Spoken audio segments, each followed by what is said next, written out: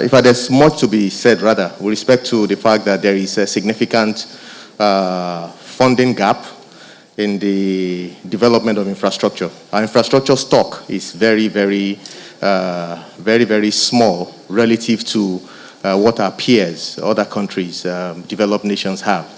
And there is a significant relationship between your stock of infrastructure and the level of, development and productivity in that economy. Which is why if you look at most of the developed nations, their stock of infrastructure is massive, given the kind of gross domestic product that they produce. So for Nigeria as well, for us to be where we ought to be or where we should be, there has to be significant investments in our infrastructure stock to get us to where we need to get to. Quickly, the country has had different policies, either be it transport policy, be it infrastructure, master plan.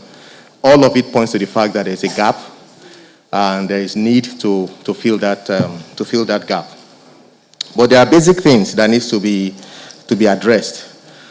Transport, essentially, is what we're talking about. So what exactly is transport? Transport is one of the most important things to consider in an economy. It helps to facilitate movement of goods and services. You and I can't be here this evening if we don't have motorable road that will take us here. Some of us came from out of Abuja. We flew, we drove. Transport is key. And that's why governments make it a priority for them to provide transportation, to provide transport. So, but there are challenges, one of which is inadequacy of the infrastructure, of transport infrastructure. And of course, there are bottlenecks, and of course, there's funding required to be able to take out all of those bottlenecks. It will be good for the presentations to be projected so that people can follow. Thank you. So, the Honorable Minister of Finance has already defined transport infrastructure, which captures, and I'll just go quickly over it again, all fixed installations, including roads, railways, airways, waterways, canals, and pipelines, and associated terminals. So, bus stations, rail stations, airports, seaports, warehouses, trucking terminals. All of these constitute what you may call the transport infrastructure. And essentially, for you to be able to fund, since we know that we have a shortage in this transport infrastructure, for you to be able to fund it, the idea is to look at where exactly do we get funding from for these two things. Traditionally, it's always been two ways. You have public and you have private. Public, of course, you have the government providing, which is a traditional way of procuring this basic transport infrastructure. So,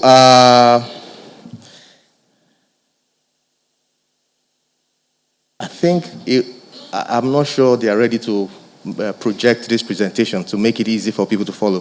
So basically you have these two forms, government and private. More importantly, again, to look at the sources of funding for infrastructure financing. It is still basically these two primary areas, public sector funding or financing. Traditionally, usually come from taxes. So you have government deploying tax revenue to develop infrastructure. We've seen over the years that is no longer sustainable because one of the things that has come out in the last 2, 3, 4 hours is sustainability of financing. That is no longer sustainable for many reasons. One, the population is growing, and so is the demand for this infrastructure is also growing. Secondly, also is the fact that given the vagaries of issues in economy, you also have, presently you have a weakened naira, so the amount of funds, amount of naira you need to get $1 is a lot more today than what it was some time ago. So even the NIMP document that was designed, given these two options, will have even thrown additional or increased the funding gap required to provide the requisite transport infrastructure that we need. So tax revenue is one, but government carefully have also been trying to expand the net. So there's also what we call the non-tax revenue. which is all of the stories we are hearing around road tax credits are ways to try and improve the non-tax revenue, which is a way for government to fund, to continue to fund infrastructure. Now, in infrastructure, there's also what you call user charges. They are not taxes, but they are charges that you pay for people that use such infrastructure. So when you hear the Honorable Minister talk about tolling, for instance, you pay because you use that particular road infrastructure. So that is another way through which to expand the amount of funding required to be able to finance infrastructure. Now, there are also what you call non-user charges. For instance, in a situation where you have maybe a rail project, a right-of-way, and then you have the government agreeing to the concessionaire to provide certain land along the right-of-way where the concessionaire can develop such lands, build restaurants, build hotels, and certain revenues can still come to the government, either from the lease of such lands or from taxes that they levy on the assets that are developed on that land. So that's another way through which public funding for infrastructure can also... then, of course, the traditional loans, which could either be in form of bonds. You have subnationals and even national going to the market to raise bonds, all targeted at financing infrastructure. Then, of course, you have the private sector. Principally, it's twofold. It's the debt and equity. So the debt usually is raised from commercial banks, multilateral financial institutions, non-bank financial institutions, and also from corporate bonds. There's also equity. But more importantly, it's important to look at financing instruments that we have available. I've mentioned some, but just to take it a step further. Because I think there's need to correct some impression with respect to the fact that money is not available. In Nigeria today, from what we've heard even from the ministers, we've talked about a 1 trillion seed fund, which is the Infraco. So there's a 14 trillion to be raised. So there's already 1 trillion that is provided. There are certain specific dedicated infrastructure funds that are available. But all of these funds will not just run into infrastructure projects if certain things are not in place. And I think that is what is interesting to almost everybody here. You want to know, why is this money not coming in? We have pension funds. You have the newly instituted Infraco. You also have commercial banks. You have multilateral financial institutions. Why are they not putting money in infrastructure in Nigeria? So that is a question. That is what we need to unlock. And I think it's also important, like the earlier speaker, one of the panelists has said, yes, we can sit here and talk about the problems, but it's also important to look at the solution and the way forward. How do we channel funding into infrastructure, which is what is important. So we've talked about government budget. We've talked about debts, bonds. There's also, I'm talking about instruments now. So there are also guarantees. Guarantees are quite important for you to be able to finance infrastructure, especially when you want to increase the confidence of the investor. Take, for instance, my bank manage a fund, a transport intervention fund, specifically for rolling stock. It's for high-capacity buses. Now, one of the things we do, one of the requirements for you to be able to access that fund, especially it's open to subnationals, it's open to established transport companies. One of the things you need to do to us or provide to us is a bank guarantee. We expect that your commercial bank, your bankers, understand your business. Now, coming to us, and because we are managing a fund on behalf of government, one of the instruments that we need is for you to provide us a bank guarantee. Yes, your business will generate the repayment for the loan, but in case there's an issue or something unforeseen happens, we have the bank guarantee to fall back on. The same thing applies to investors when they want to embark on a project. They want certain guarantees and assurances from the government. Should certain unforeseen things happen, risks you try as much as possible in developing a project to conceptualize, identify all the foreseeable risks. But sometimes certain things happen that is beyond your control. So there are insurances that needs to be taken, and I think that's one of the things that need to be explored in developing projects. But more importantly, guarantees have been requested, both at sovereign level or at local level, to be able to do that. Then there's also revenue generated by projects, which is what I talked about in terms of user charges. I've heard people talk here today about, I think there was a question somebody raised about the roads that is to be tolled. What is the process? And the Honorable Minister graciously explained. It will be a motorable road, a functional road. You can't just toll a road that has potholes and all of those. So people will pay, and the revenue obtained from that toll collections will be used to maintain the road so that it takes the burden off the government. Now, one thing that is also that I really want to talk about is the alternative financing mechanisms. I think the government, by extension, has been trying to do something in that light. For instance, the road tax credit, that is one way through which that can be done. Another option that we can look at is the fact that, yes, our road infrastructure or the movement of goods and services done by road, as stated by our minister, is significant. But having said that, the rail and other modes of transport needs to be developed so that they can work hand in hand to facilitate transport and movement of goods and services. At the same time, catalyze economic development. Now, one of the alternative financing mechanisms that I think should also be considered is what you call infrastructure plus property approach. I think I alluded to it when I stated the fact that when you want to concession a rail, for instance, along the right of way, the government can deliberately decide to lease out or even outright sale to the concessionaire certain amount of land along that rail axis, such that, because when you do rail, most times concessionaires will come to government asking for either is a subsidy or you want viability gap funding. You have all sorts of things that they will come, which will still sit on the balance sheet of the government. A way to get out of that is also to adopt this kind of approach. It's been done in different places.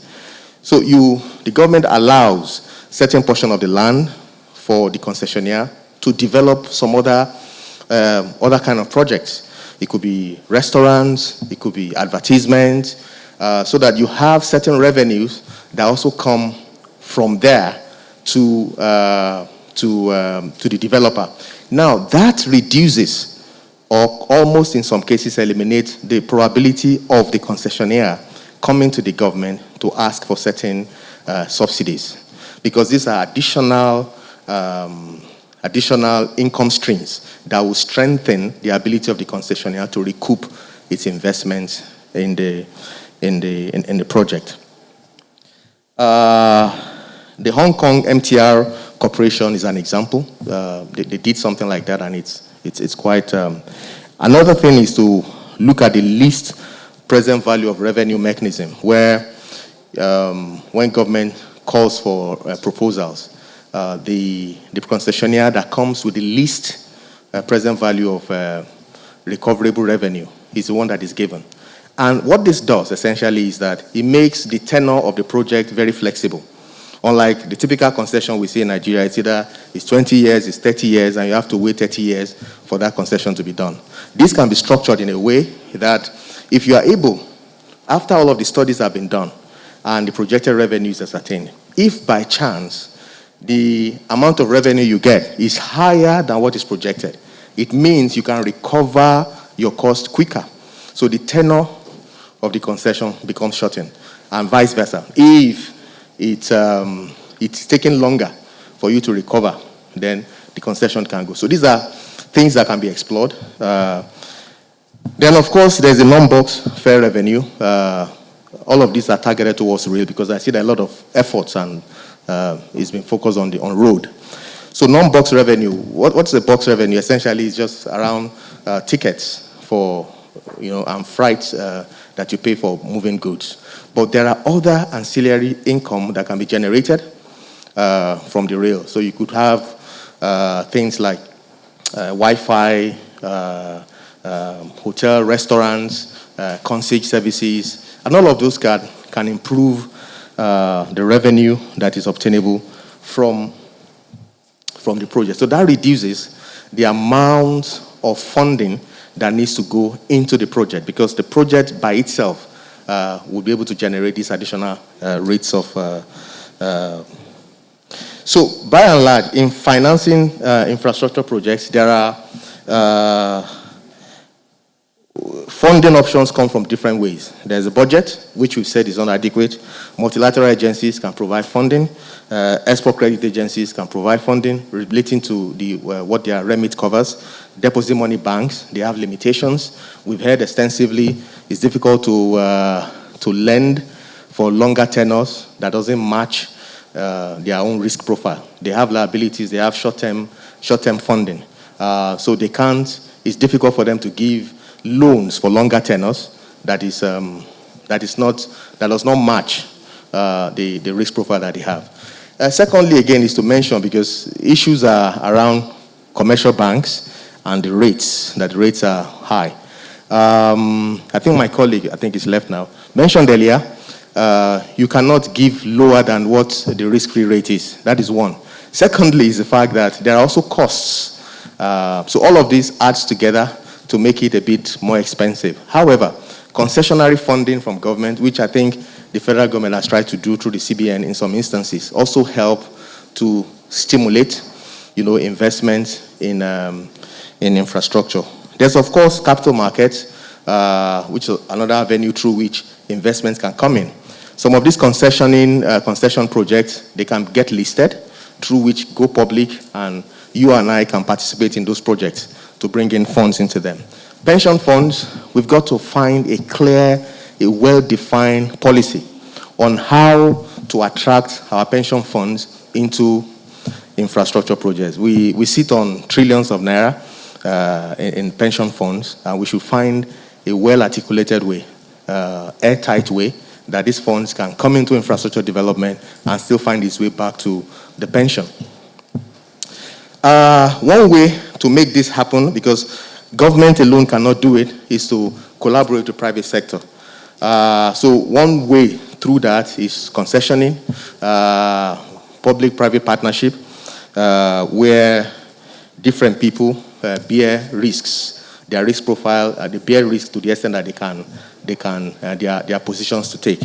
So a typical PPP program structure is you have the SPV, project company, and then you have all sorts associated with it. You have the contractors, you have the banks, you have everybody working together, which is what you have on the screen. So all of these interact together. There are lots of agreements to be executed, and PPP in itself is not just a one-stop solution. It has to be carefully defined. It has to be carefully tailored towards the project you are sponsoring, because there are different issues across the spectrum of PPP. Because of time, I think I'll just have to run through. But I think for private sector funding to come, one of the basic things that needs to happen is that bankability. And there are so many factors that work for bankability to happen. One, which I think I haven't really heard that much today, is the issue of regulatory framework. We can't run away from the fact that one government comes, another government takes over, and then you have complete variance in existing policies. It's difficult for investors to work in that kind of scenario. I want to put in my money, for instance, in a 30-year project, when I'm sure that come 10 years, 20 years, the government's position hasn't changed regarding the project. Then there has to be sanctity of contracts. So if government agrees with me that this is what it will be today, I shouldn't be sleeping and be worried that tomorrow government comes and changes the goalpost, and then I'm left I'm left hanging. So some of these things are things that need to be carefully addressed for private sector funds to be able to come into government, collaborate with government to provide these goods and services and development of transport infrastructure. So these are critical issues that need to be addressed. I laud the government for the efforts they are making, the HDMI, but at the back of all of that is this basic issue I've highlighted. Many times it's not the funding that's the problem. It's the regulatory framework that's the issue, because no bank will want to put its money when you are not sure the money is going to come back. And because you are a bank, you want your money to come back even with younger brothers and sisters. That is interest. So that is the idea. So if there is a perceived issue with the regulatory framework, then there will be hesitation or resistance on the part of lenders to provide funding into infrastructure projects. So essentially, because of time, so Minister talked about opportunities in the infra space, but I just want to mention that, as infrastructure bank, first and foremost, we used to be called the Urban Development Bank, previously wholly owned by the government. After a while, we have private sector investments. So as we speak today, federal government owns roughly about 10% of the infrastructure bank. The name has changed from Urban Development Bank to the Infrastructure Bank. So you have state government under the Governors Forum owning another, between the state government and local government, there's another 15%. So by and large, all tiers of government, it's roughly about 25% stake in Infrastructure Bank. So we ourselves, we are an example of PPP. So you have private investment and you have government investment. Like I mentioned earlier, we manage a 25 billion fund for the government, which is for transport rolling stock, high-capacity buses. We also provide, and one of the things that's missing, again, when I say bankability, one of the things we do is also to work with both government and private sector. To work with them, you have to develop your models, you have to work through identifying all the risks, develop mistigants and all of those things.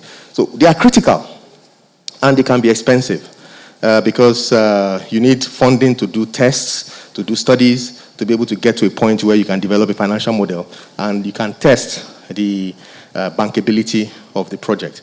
So we are well structured to assist and provide assistance to private and public sector. We are currently working with the Ministry of Aviation. Aviation is trying to do what you call Aerotropolis, which is an airport city. So we are providing advisory services to the government towards the development of that. One of the things that I would have recommended if ministers were here is that the government also needs to work with advisors to help them strengthen, because sometimes, project sponsors come to you with ideas. You need to be able to critique it, you need to be able to check it, so that the issue of failure can be eliminated from the onset. So we are positioned to assist the government across the different spectrum of infrastructure, in advisory capacity, as well as even in a financing capacity. But for me and for the banks, it is important for bankability to be attained before people can start thinking of even taking your request to pass it through the credit committee. If bankability is not even seen, there's not going to be any movement. So all of these things work together to ensure that private funds can be unlocked. So I'd like to thank you for the time. TIB is willing and able to assist the government as well as private sector in developing infrastructure. Thank you.